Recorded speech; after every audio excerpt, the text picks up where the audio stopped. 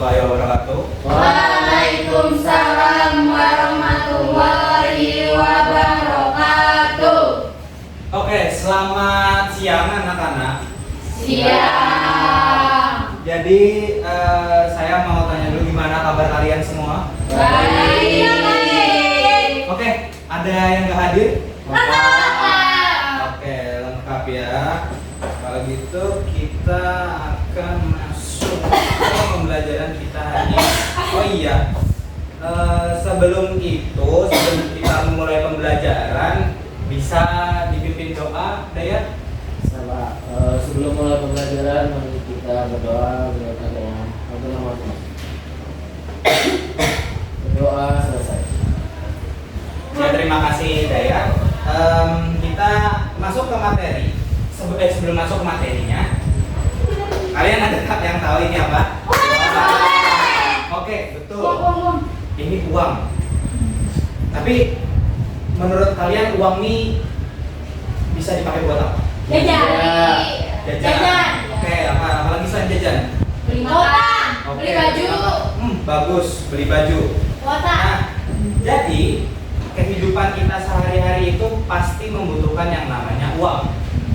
Nah, bagaimana cara kita mengetahui jenis-jenis uang yang ada di dunia kita yang kita gunakan saat ini?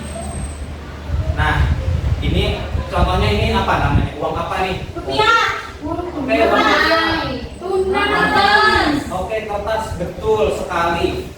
Kita lanjut lagi. Nah, jadi di sini tuh ada jenis-jenis uang. Kita hari ini akan belajar yang namanya jenis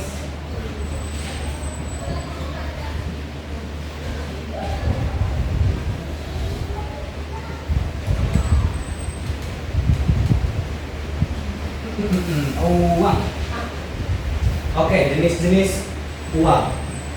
Nah, jenis-jenis uang yang kalian ketahui itu apa aja? Uang kertas. Uang kertas, betul banget. Bagus. Uang logam, bagus. Digital. Bagus sekali. Uang digital, ya, benar sekali. Jadi jenis-jenis uang itu terbagi dalam beberapa.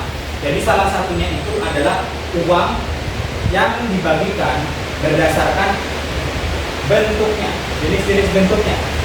Yang pertama itu adalah uang kartal. Ada yang tahu uang kartal itu apa? Nggak tahu. Kalau uang viral? Enggak. Oke, Bapak jelasin.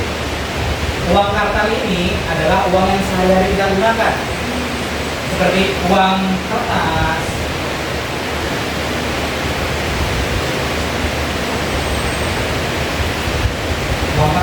uang logam, yang wujudnya jelas. Sementara uang kartal itu apa? Ada yang tahu? Uang digital. Oke, Uang logam. uang tepat. Uang tepat. Ada yang bisa dijawab lagi? Masih kurang tepat nih? Emas. Emas. Emas bukan dong. Kita kembali ke masa lalu kalau uang sama emas. Oke, Bapak jelasin aja ya. Jadi uang viral itu adalah seperti yang Yaya sebutkan tadi, bisa juga kita sebut sebagai uang elektronik atau uang digital, tapi bukan uang digital. Karena ini itu uang kartal itu wujudnya nggak ada, wujudnya itu tidak ada, tidak terlihat, cuman nilainya ada. Bisa kita sebut juga dengan kita menggunakan yang namanya kartu atau kartu ATM. Betul banget, ini kartu ATM. Ini kartu ATM kita gunakan, itu namanya uang viral. Jadi uang viral itu sendiri adalah uang yang tidak berbentuk uang, tapi ada nilainya. Nilainya uang, tapi tidak ada wujudnya. Nilainya cuma berupa kartu satu ini. Nah, oke. Gimana? Udah paham nih soal uang kartal uang viral? Oke, kita lanjut lagi ke selanjutnya. Nah, ini ada uang yang berdasarkan belahannya. Seperti kita lihat, uang logam, uang kertas. Nah, apa sih bedanya uang logam dan uang kertas? Oke, benar. Bahan ini jadi pembeda antara uang logam dan juga uang kertas. Uang kertas ini biasanya nominalnya berapa sih yang kalian tahu? 1.000, 2.000, 5.000, Oke, dari 1.000 hingga 100. Ya. Oke. Nah, sementara uang logam itu sendiri terbuat dari apa nih? Logam. Oke, jenis-jenis logam yang pernah digunakan digunakan untuk uang. Oke, zaman dulu kita mengenal yang namanya uang logam emas. Ini kalau nggak salah ada di uang 100 rupiah juga. Oke. Nah, selain emas apa lagi? Oke, benar, perak. Aduh, jangan suara ya. Oke, perak. Jadi berdasarkan jenisnya, berdasarkan bahannya, uang itu kan terdiri dari dua, uang logam dan uang kertas. Dari sini bisa kita pahami mengenai uang kertas dan uang logam. Bisa? Oke. Nah, kita lanjutkan lagi ke jenis yang selanjutnya. Ini bakal hapus dulu ya. Nah, selanjutnya itu ada berdasarkan wujud. Wujud berarti bentuk, bukan bentuk sih, jauh bentuk sih. Wujud keberadaannya. Pertama ada uang fisik tunai, seperti yang Bapak contohkan tadi. Ini uang tunai. Sementara uang elektronik itu biasanya kita gunakan dari apa? Oke, dari e-wallet. Oke, QRIS benar. Nah, mereka itu menggunakan apa dalam transaksinya? Kalau QRIS? Oke, aplikasi ada di mana? Oke, betul, menggunakan handphone. Dari handphone ini kita bisa menggunakan uang elektronik atau uang non tunai, atau bisa kita sebut juga uang apa tadi? Digital. Oke, uang digital. Nah, apakah kita bisa transaksi tanpa adanya uang fisik? Betul, bisa. Dengan apa kita transaksi jika tidak ada uang fisik? Oke, betul. Uang elektronik, uang non tunai. Jadi, uang non tunai itu sendiri sekarang mempermudah kehidupan kita sehari-hari sebagai seorang manusia ya, dalam beraktivitas. Kayak mau beli apa sekarang tinggal Pak ada QRIS-nya enggak? Pak ada QR code-nya enggak? Pak bisa bayar pakai debit enggak? Nah, tadi Bapak lupa mencontohkan. Jadi ini salah satu contohnya uang gerai, uang giral. Jadi ini adalah contoh uang giral. Kartu ini emang nggak kelihatan ada apa-apanya, cuman di dalamnya ini ada uangnya. Coba ya, coba. Kamu foto kan? Boleh. Bagi Bapak dulu. Oke, kita sudah masuk tadi uang elektronik dan uang elektronik atau non elektronik. Jadi di sini ini kan terdapat berbagai macam nih uang elektronik. Ada tadi QRIS, Shopee, Dana.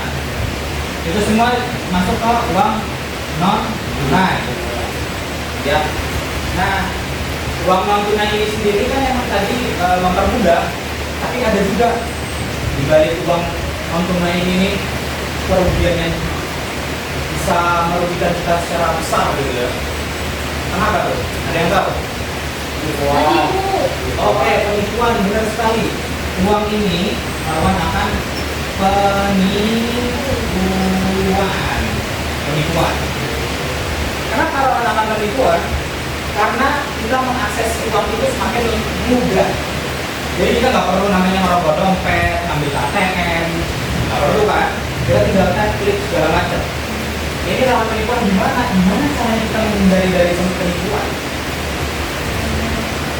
Gimana tuh? Ada yang tahu nggak? Nggak ada. Oke. Salah satu caranya itu meningkatkan kesadaran akan pentingnya privasi dalam penggunaan uang elektronik. Jadi jangan sembarangan kayak transfer teman buka HP, password di sebelah kanan, wah ketahuan nanti karena itu dikirim ke mana lagi kan. Jadi itu rawan banget ya. Oke, ini bisa dimengerti mengenai uang jenis uang berdasarkan wujudnya. Terima kasih. Oke, kita lanjutkan lagi nih ke fungsi-fungsi uang. Seperti yang Bapak sebutkan tadi, bahwa uang itu juga bisa kita pakai emang kita pakai buat belanja, memenuhi kebutuhan sehari-hari ya, sebagai alat tukar. Jadi itu merupakan fungsi uang sebagai alat tukar.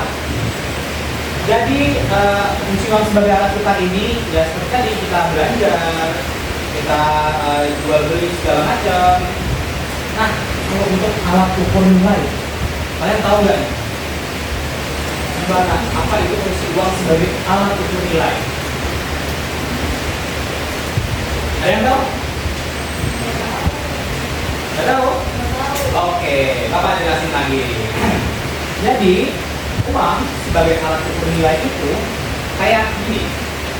Kalian beli sepatu, itu kan udah ada harganya kan? Harga itu berdasarkan apa? Berdasarkan biaya produksi, biaya distribusi, habis itu nyampe ke pelanggan itu berapa pajak segala macamnya.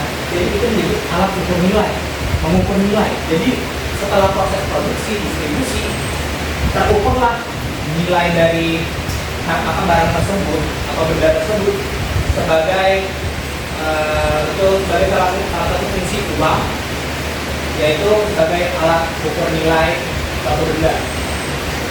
Jadi begitu. Sementara untuk alat tukar, ada yang tahu uang itu bisa dipakai buat apa? Barang apa aja barang? Dan itu tas, oke, tas. Alat tulis boleh, bagus banget Nela. Saja bagus. Ini kita lanjut lagi ke materi teman-teman. Aduh, ini Bapak juga udah mulai pengen gajian ya. Lihat dari uang ini. Oke, nah selanjutnya kita membahas mengenai fungsi turunan dari uang. Jadi uang tadi itu fungsinya nggak cuma dua doang. Tadi itu fungsi utamanya uang. Nah, yang ini itu fungsi turunannya uang. Jadi fungsi turunan uang itu apa tuh? Mungkin Mbak Risma bisa dibacain. Itu fungsi turunan uang ada dua, sebagai alat penyimpanan kekayaan, sebagai alat pembayaran dan alat pemindah kekayaan. Oke, dari situ Mbak Lela, gimana tuh alat penyimpan kekayaan menurut kamu? Kayak investasi. Oke, investasi. Terus mungkin untuk alat pembayaran dah. Alat pembayaran itu menurut Dayat gimana? Alat pembayaran itu yang belanja Pak, seperti alat pembayaran. Oke ya, buat belanja ya kan, udah pasti ya. Terus yang kedua alat pemindah kekayaan. Kawan mungkin bisa dijawab apa? Sepengetahuan kamu deh melihat alat pemindah kekayaan apa sih? Nabung. Oke, nabung apa lagi? Pindah ahli waris. Pindah ahli waris boleh. Boleh itu menarik banget Lela, bagus banget. Oke. Pertanyaannya kenapa pindah ahli waris kan? Misalnya bapaknya kaya, terus dipindahkan ke anaknya. Oke, jadi kekayaan. jadi gini, tenang. Biar Bapak jelaskan lagi. Ini kan tadi kita jelaskan satu dulu. Ya, Mulai dari alat penyimpan kekayaan. Betul tadi yang disebutkan oleh Lela. Alat penyimpan kekayaan yaitu investasi. Jadi uang kita bisa aja nyimpan uang di bank kan. Kita tabung investasi kita jangka panjang. Jadi kita biasakanlah menabung untuk menjadi kaya. Biasakan menabung biar kaya. Iya. Oke. Benar tadi penyimpan kekayaan seperti kita nabung di bank, nabung di sekolah, ya kan. Selanjutnya itu mengenai menjadi alat pembayaran. Alat pembayaran seperti yang disebutkan Daya tadi, benar buat belanja. Memang kita sekarang bayar pakai apa? Pakai emas. Bisa. Cuman kan yang fungsinya paling buat bayaran uang, ya kan? Iya. Selanjutnya ini tadi yang bikin bentrok nih antara Mawar dan Lela ya kan. Alat pemindah kekayaan. Gimana tuh pemindah kekayaan tadi kan nanyanya. Oke, benar tadi kata Lela, ketika seorang orang tuanya meninggal atau kekayaannya diwariskan ke anak itu bisa. Tapi gimana seandainya kekayaan itu wujudnya adalah benda yang berupa bangunan, berupa mobil gitu. Gimana caranya dia membagi pemindahan kekayaan? Sertifikatnya. Oke, sertifikatnya bisa dibalik nama, bisa kita jual, kita ubah menjadi uang. Oke, di situ terpindah kan? Iya. Jadi uang sebagai alat pemindah.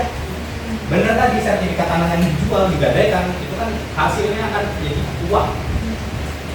Jadi di sini fungsinya sebagai alat pemindah kekayaan. Selain itu juga ada contoh-contoh lain ya kurang lebih mirip dengan penyimpan kekayaan, pemindah kekayaan ini. Jadi kita mau pindah gitu dari satu kota ke kota lain, kita pindahkan kekayaan kita, aset-aset kita. Jadi kayak di kota A kita punya rumah, punya lapangan golf atau lapangan futsal segala macam, kita orang kaya kan. Terus kita jual karena kita mau pindah. Seandainya dulu kita tinggal di Jakarta, bosen ngelihat kota-kota terus ke desa lah, kita jual. Kita pindahkan kekayaan kita menjadi uang karena kita jual. Karena tadi kita jual, kita jadikan alat pemindahan kekayaan kita. Ya. Oke, bisa dipahami kan? Oke, bagus sekali kalian murid-murid pecinta. Lanjut lagi kita ke apa nih? Oh, sudah habis ternyata ya materi kita.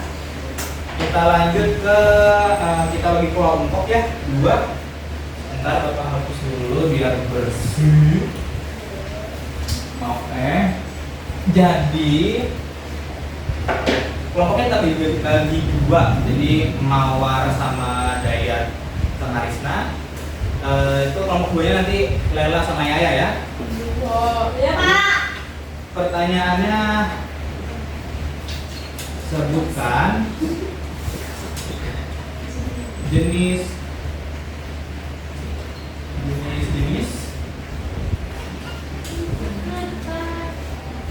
uang digital.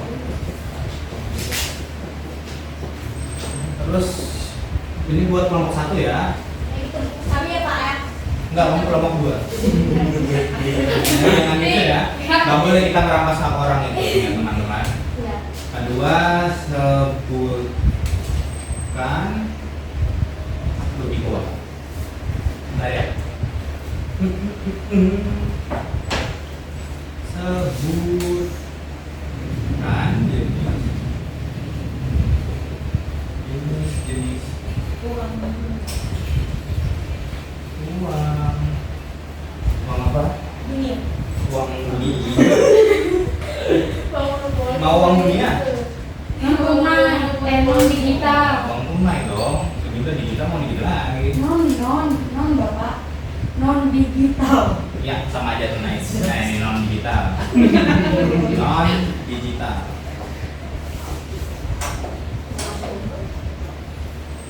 Oke. Bapak kasih waktu ya 5 menit lah. 1 menit. Nanti dipresentasikan ya ke depan salah satu. Gimana? Ada yang nggak dimengerti? Sangat mengerti Bapak. Nina. Ini gimana nih? Aduh, ini ada yang nggak dimengerti? Nah, Izin bertanya Pak. iya. Bertanya apa Mbak? Perbedaan uang elektronik dengan uang viral itu apa? Uang elektronik. Sebentar ya, kita buka lagi slide-nya ke belakang.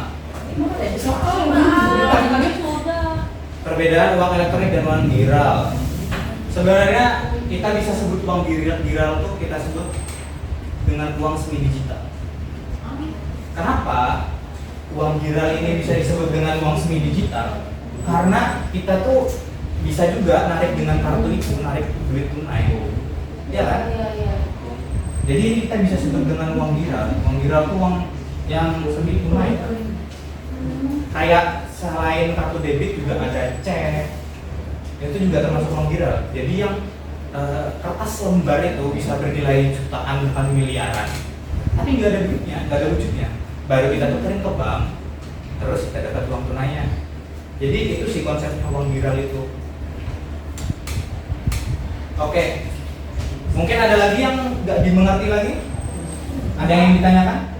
Ya? Berarti cek tuh uang viral apa? Iya, betul. Cek itu termasuk uang viral. Karena berdasarkan wujudnya itu tadi, dia tuh ada, tapi tidak ada. Antara ada dan tiada. Gitu. Oke, gimana tugasnya? Sudah selesai? Sudah. Sudah? Sudah, oke. Maju dulu satu-satu, silakan. Kelompok satu. Kelompok satu dulu, kamu sabar dulu ya. Kita urutin dari kelompoknya dulu. Oke, sabar, mawar sabar. Oke, silakan. Jadi untuk jenis-jenis uang digital itu ada berbagai macam, yaitu ada e-wallet, ada Bitcoin, ada QRIS. Oke, sudah. Oke, beri tepuk tangan. Oke, selanjutnya kelompok 2. Ya, sebutkan jenis uang tunai atau non digital dari kelompok kami yaitu uang kertas dan logam. Oke, betul. Oke, betul sekali. Mungkin Bapak sedikit menjelaskan mengenai yang disebutkan oleh Risna dan kelompok 1 tadi mengenai Bitcoin. Aduh. Bitcoin, apa sih itu Bitcoin? Bitcoin ini mata uang digital yang sangat apa ya, kita sebut aja lagi ngetren lah sekarang ya kan. Zaman-zamannya orang Bitcoin, invest pakai Bitcoin, bayar pakai Bitcoin. Kenapa sih? Bitcoin itu punya nilai 0,01, tapi dia tuh memiliki nominal ketika diwujudkan. Itu tuh bisa sampai kayak 100.000, 100.000. Kenapa? Ada yang tahu? Nggak tahu. Oke. Jadi dalam konsep uang itu sendiri itu ada yang bisa kita sebut bagaimana kita cara memonopoli pasar, bukan monopoli pasar sih ya, mengatur uang tersebut, gimana keluar masuknya uang. Makanya di negara Zimbabwe itu, nih kita sebut Zimbabwe itu negara di Afrika ya, negara di Afrika yang dimana mereka tuh nilai valuasinya itu sangat tinggi. Jadi negara Zimbabwe. Afrika. Oke, Afrika, Zimbabwe. Di sana itu dengan 100 juta Zimbabwe, kalian cuma bisa dapat telur 1 rak. Kenapa mahal banget? Iya, seperti kata saya tadi, kenapa Bitcoin juga bisa dengan 0,1 bisa punya 100.000 rupiah? Karena di Zimbabwe itu pemerintah punya kebijakan di mana ketika rakyat perlu duit ya udah cetak aja. Barang itu jadi nggak langka, uang itu nggak ada nilainya, nggak ada nilainya. Sementara di Bitcoin mereka itu mengeluarkannya, kita sebut aja limited edition. Jadi sedikit yang dikeluarkan itu. Makanya kayak orang mining berjam-jam dan ini cuma 0,01, itu tidak bagus. Kalau kita bilang itu buang-buang waktu, cuma duitnya nyata. Karena itu nilainya Bitcoin ini jadi besar karena dimana kayak gini, kita kasih konsep aja yang lebih mudah. Minyak goreng ketika langka harganya bakal naik. Minyak goreng ketika banyak harganya akan turun. Jadi konsepnya seperti itu. Bitcoin kalau banyak jumlahnya, harganya akan menjadi 0 atau turun, jadi gak ada nilainya kalau banyak sekali, kayak dolar Zimbabwe. Jadi seperti itu ya, kurang lebih intermezzonya ya kan. Oke, tadi bagus sekali buat tugas kelompoknya. Kita kembali lagi untuk dari tadi kelompok 1, kelompok 2 udah bagus banget, luar biasa. Tepuk tangan buat kita semua. Oke ya, mungkin sekian aja pembelajaran dari Bapak. Mungkin Dayat bisa dibantu untuk bentuknya.